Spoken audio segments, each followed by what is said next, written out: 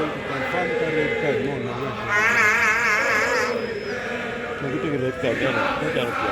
Red card second one. No,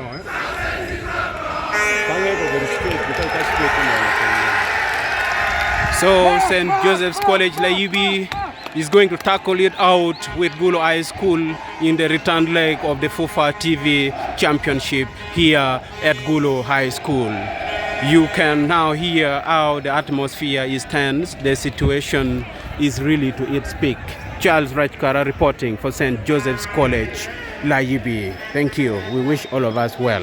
Yes, after beating Gulu High School 1-0 in their playground, the mighty students of St. Joseph's College Layibi sing their school anthem. So shining is the college, brilliance are the students.